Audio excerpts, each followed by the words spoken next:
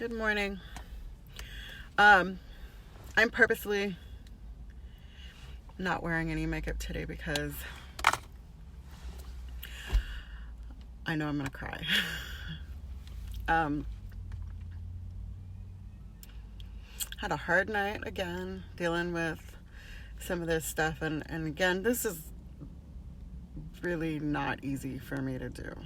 I definitely have days where I keep it as surface as I possibly can because I really don't want to, but today I have to share some things that I haven't really wanted to share. But in order for me to pick up the promise that I have to put some things down. And so part of me putting something down is what I'm going to share about, which is seeking validation and the fear of rejection. I am deathly afraid of being rejected. And this is me at my core.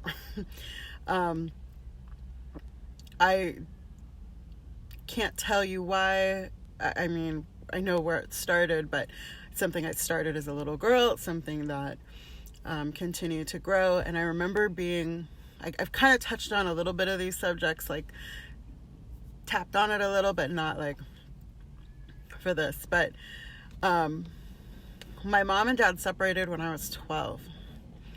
And I remember, I told you guys that my mom had told me that my dad didn't want me and all that stuff. So I carried this burden as a kid to make my dad want me. I would do things for him, like out of the ordinary things, because I wanted him to like me or want me or want to be around me or whatever the case may be. And so I was constantly striving to do things to seek his attention and his approval. And I mean, I carried that over into my adult life with men, where I would do things over the top and out of the ordinary because I was seeking approval, not being rejected. I found an old journal right before I moved. Inside the journal, I was 12, and there was a journal entry for the day my dad moved out of our family home.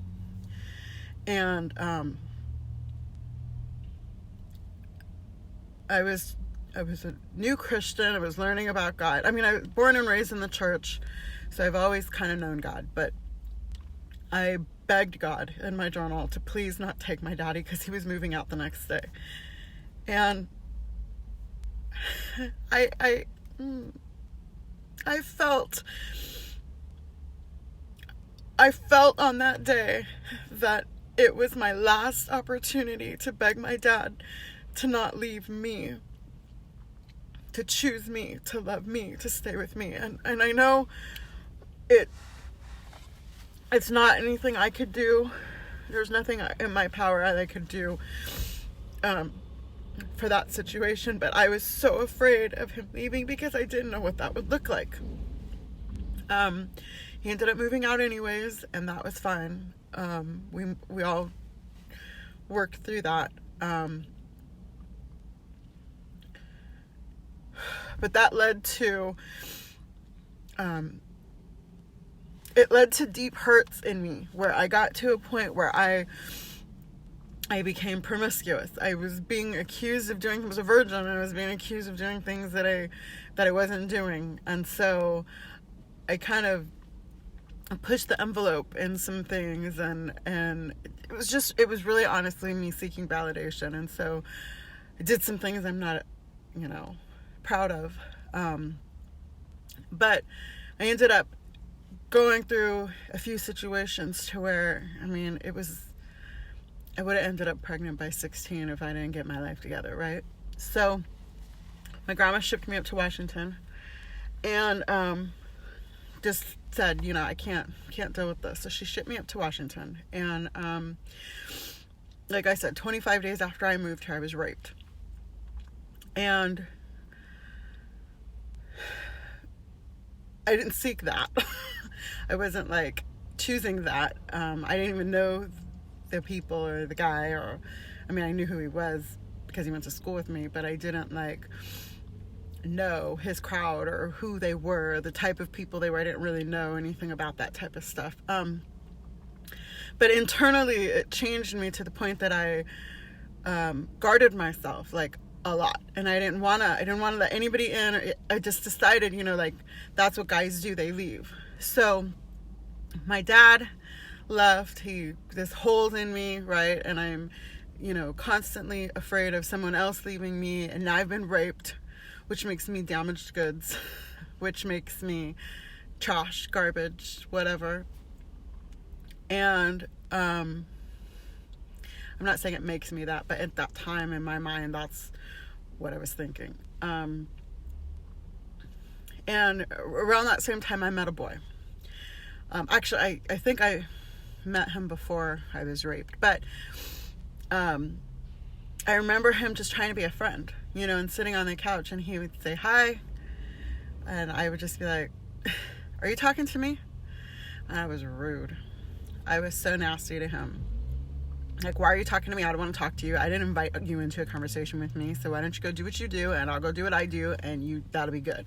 And that's the kind of person I was to him. But he just kept pressing on and pressing through, and eventually one day I gave in. He was cute. He had a really big smile. He still has a really big smile. And he has really pretty teeth. But and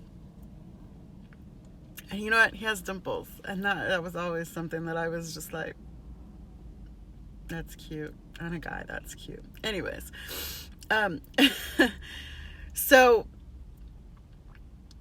he treated me kindly, and he accepted me the way that I was, and he wasn't judging me. And when he found out about the rape, he protected me.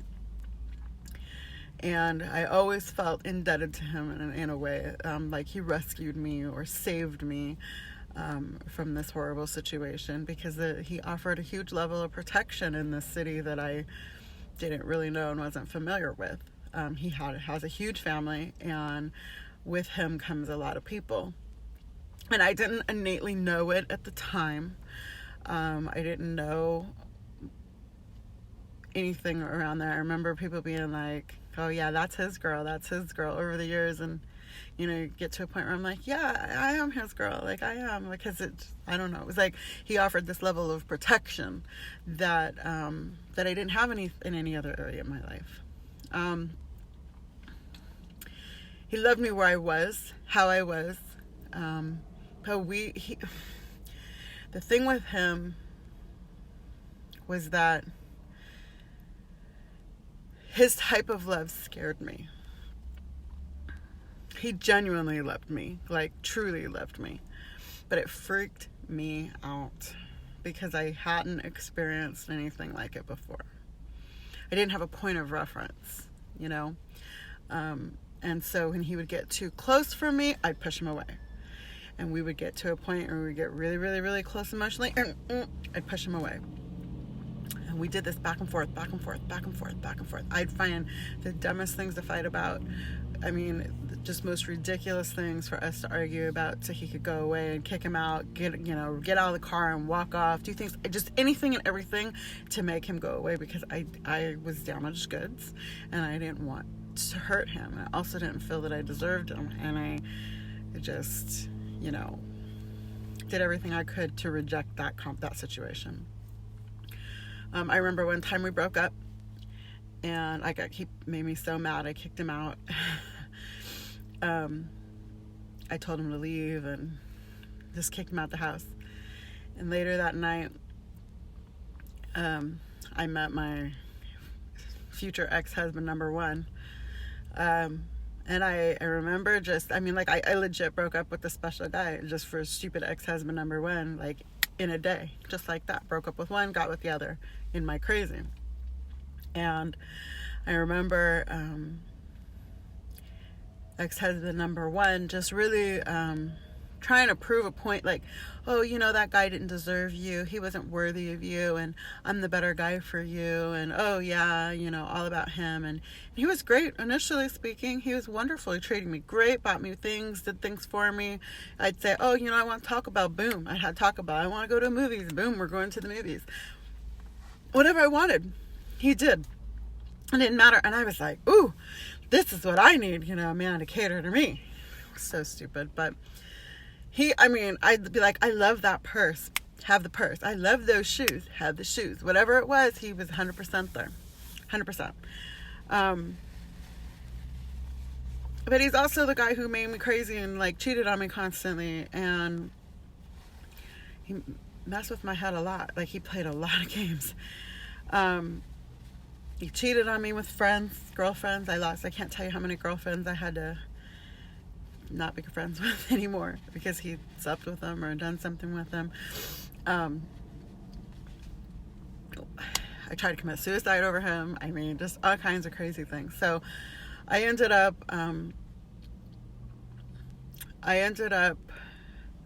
going through hell with him, fighting for over our course of our divorce.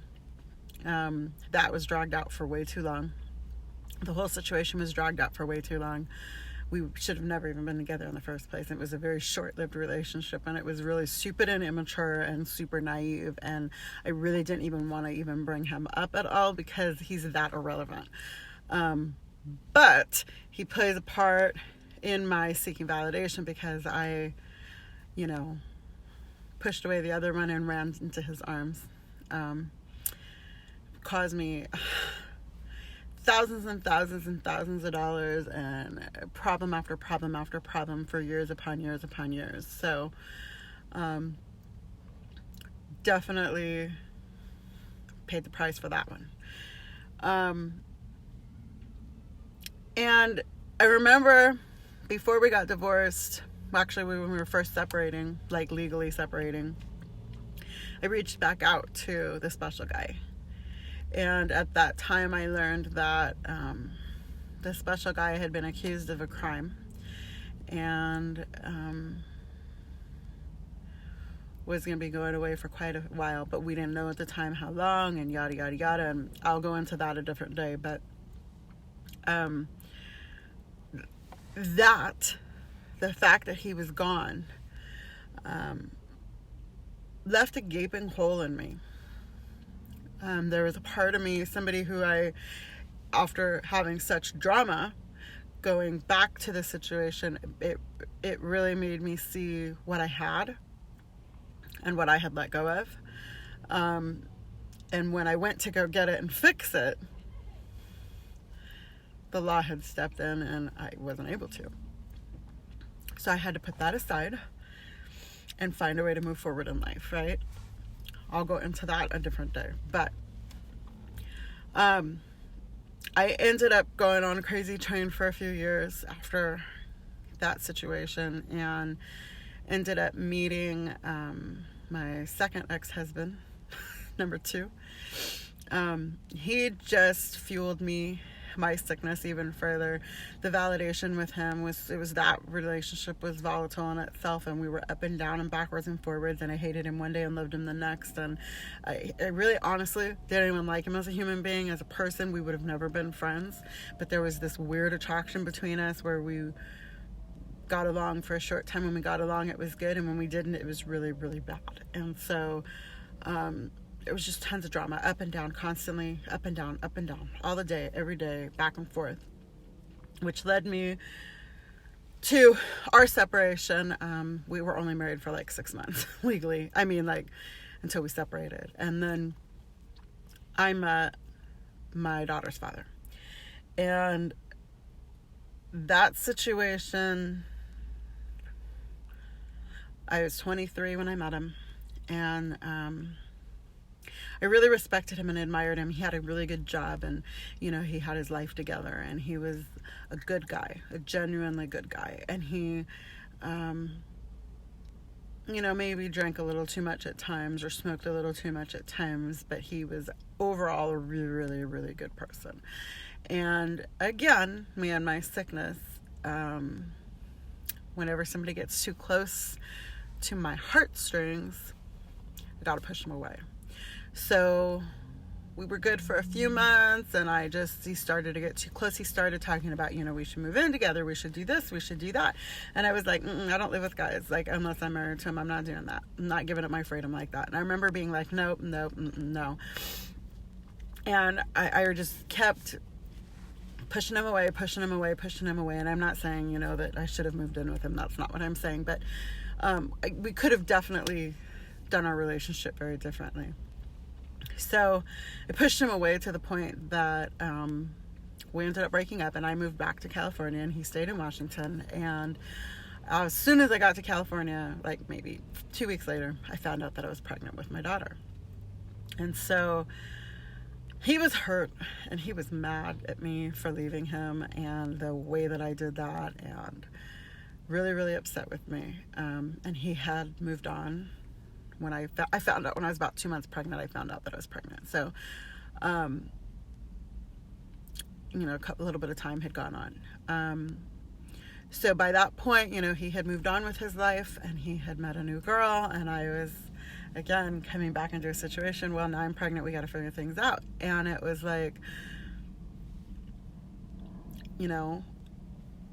this is why I needed to step off a crazy train, because this common denominator in all of these crazy situations was me.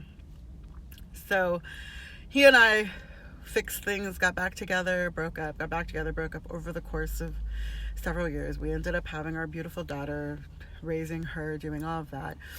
And I remember after we all moved to Arizona, it was crazy. Behind my back, he decided to get married. And we were still with each other. We were still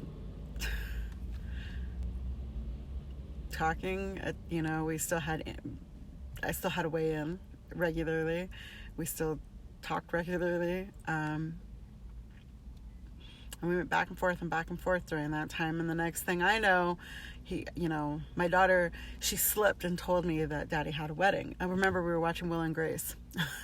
And was it Karen that was getting married, I think? Or no, they were in Vegas, and I think Grace was getting married. And my daughter was saying, my daddy had one of those. I said, had what? A winning? And she had like really bad speech problems. So she would say, a winning, Mom. I'm like, they're in Vegas. They were winning money. He won money. And she's like, winning. And I'm like, I don't know what you're talking about. And she was like, she goes, with pretty flowers and cake and nice dresses. And I was like, a wedding? And she was like, mm-hmm. Oh, I lost my mind. I remember I was working in a legal firm at that time, a law firm, and I remember going to court the next day and pulling court records and finding proof, this marriage license, and just being heartbroken that he decided to go behind my back and marry this girl.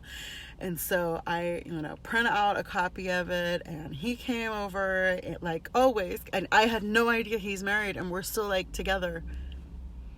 There's a problem. It's disgusting, and it was horrible. And I just felt like the betrayal, the absolute betrayal of what I thought was absolutely not. So here's this marriage license. You lied. You're married. Get out of my life. Get out of my house. Leave me alone. I never want to see you again. And I was just heartbroken. That spun me out of control. I lost my mind.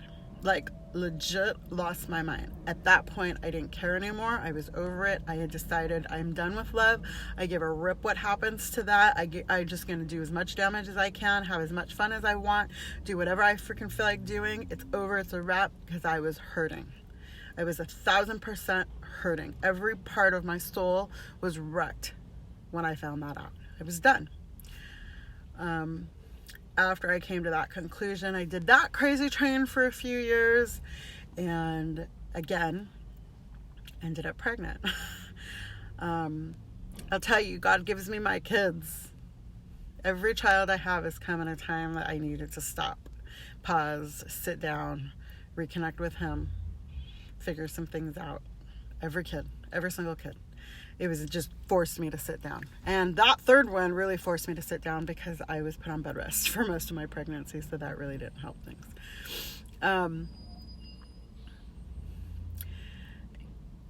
The ex ended up, my daughter's father, he ended up leaving the woman in my pregnancy. I wasn't pregnant by him, but he took care of me during the pregnancy because I was bedridden, and he moved in and took care of things, and I respected him for that. Our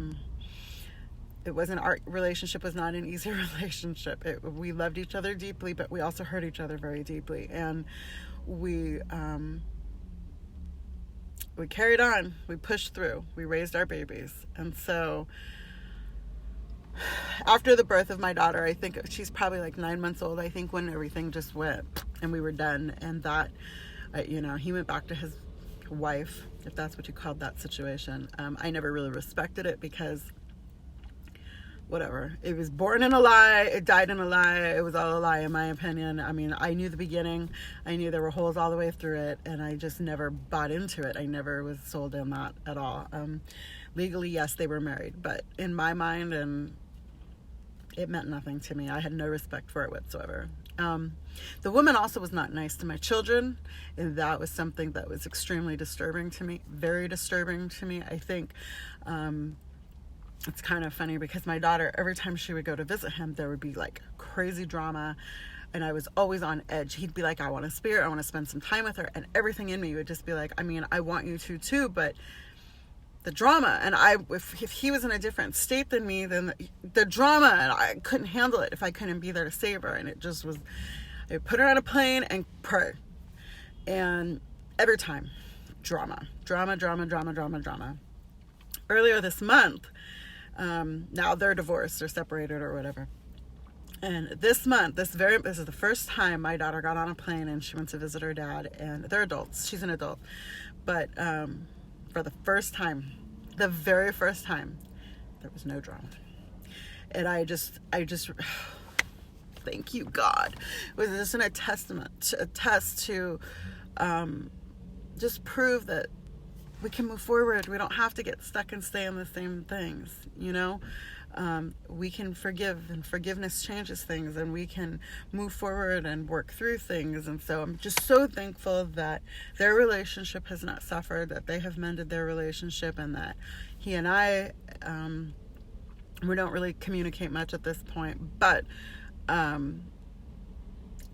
it's in there's good terms. We're not like angry at each other. There's no argument or fight there. You know what I mean? And that's okay. We've just separated and moved on, and that's done. I replaced him with a guy who lived on the East Coast. I lived on the West Coast for almost 8 years. I mean, God, I don't even know how many. It's been a long time. From I think it's like about 8 years, 5, 7, 8 years, something like that.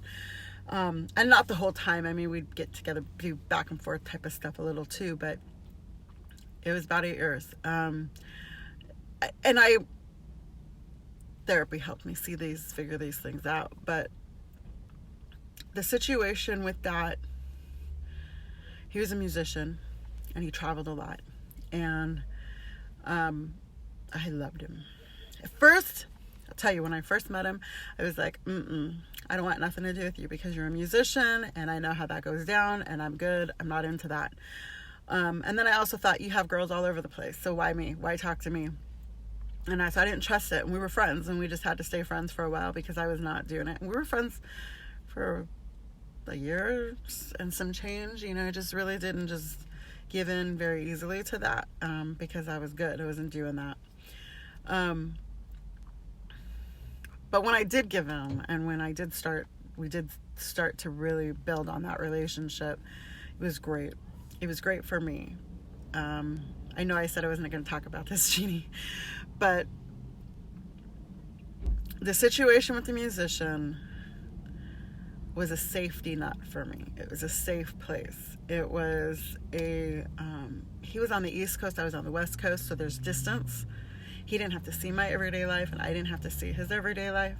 It was so safe. Like, I could call him and have him in my life when it was convenient for me and not when it wasn't convenient for me, and vice versa. And so I think that way it was really hard to get my heart hurt. It was really hard for me to get my heart broken, and really hard for me to put all of my emotions on the table when I knew that we were in different places. And so fast forward a few, we definitely went back and forth. We were great friends. We didn't really end things on bad terms, but I should have left that situation much sooner than I did. He was very clear that he didn't want to get married, and that he was married to his instrument, and I respected that, but I was like, whatever, I'm going to change his mind, I'm going to change his thinking. Anyways, what I've learned through all of this is that in every single one of these situations, I was seeking a validation from these people to secure me, and not one of these people validated me to the point that they were capable of securing me to being whole. That validation can only come from one place. And it was when I stepped off the crazy train, took myself out of the equation for relationships, removed myself and said, okay, God, it's time for me and you to just do this, because I can't do this. This is not for me. None of this is the relationship that I want going forward. I want to laugh with somebody. I want to have fun with somebody. I always saw myself getting married young, having 2 babies, a boy and a girl. We would have some grandchildren. We would be together forever in this long-term, beautiful situation. I never in a million years wanted the crazy that I have had. Throughout these guys, I've got all these stepkids. I've got a stepdaughter who I adore, who I barely speak to, but I still love her to pieces and will always love her to pieces. And we have, she was hugely in my life when she was little, and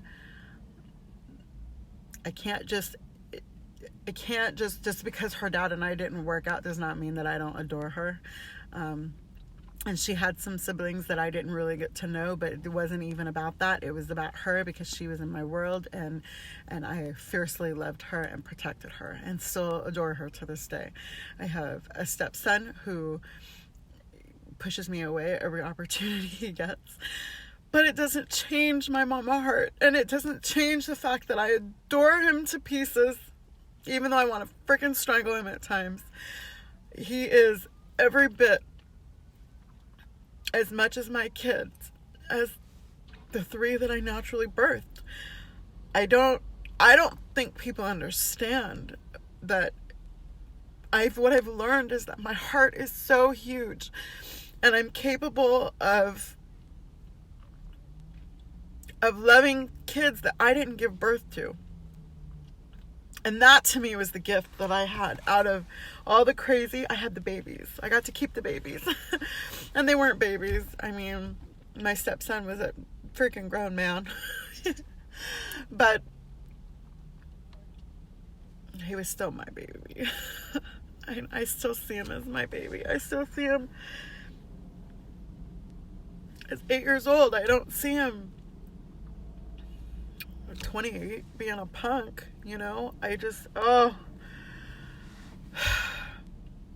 these relationships have led me to beautiful relationships with their children, and my heart hurts right now because I'm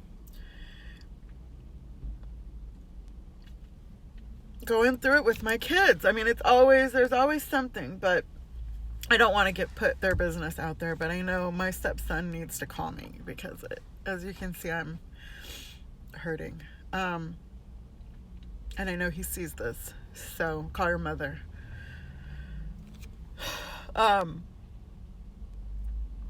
Totally took me off base. I'm sorry.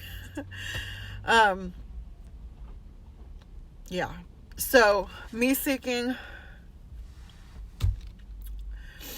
validation was because I was afraid of being rejected. I know that sounds like so stupid, but they go hand in hand. And I was so afraid of being rejected that I would seek validation in people that couldn't fulfill that. And it just kept fueling everything and spun me into this like so nasty web. I have such a problem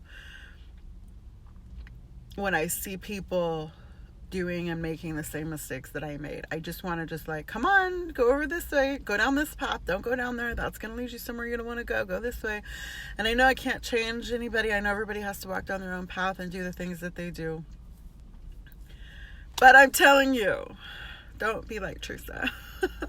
Figure it out way sooner. Way sooner. Anyways, God has brought me out of this. This is not something I seek today. I'm very slow to do anything. I'm very cautious to make any moves. If you find out that I'm dating somebody, I promise you they're on the up and up and up and up and up, and they have shown me very detailed things in their life to be worthy of my time and worthy of my moments and worthy of my love, because there's no way that I would give myself to somebody that is any less deserving of me than like anything. I'm extremely cautious with my heart at this point. I'm extremely guarded, not because I want to be mean or pushing anybody away, but because I have a lot to protect, and that's just what it is right now. So yeah, I'm gonna get off her because I've been on her forever. This is probably my longest one, and I didn't really want to do this, but I keep crying. So yeah, I didn't want to talk about this, but there, it's out. I got it out. We've moved on. God's great because he has saved me and redeemed me from all of these crazy situations, and I am not sitting here broken, and I am not sitting here bawling my eyes out over the situations. I'm crying because I'm so thankful that I'm no longer in the crazy. I can see how far I've come from where I was, and I just wouldn't give anything to go back there, like at all. I am so looking forward to the future and looking forward to what's next, and what's coming. And I, used to want 50 years with a man, and now I'm just begging God for 25.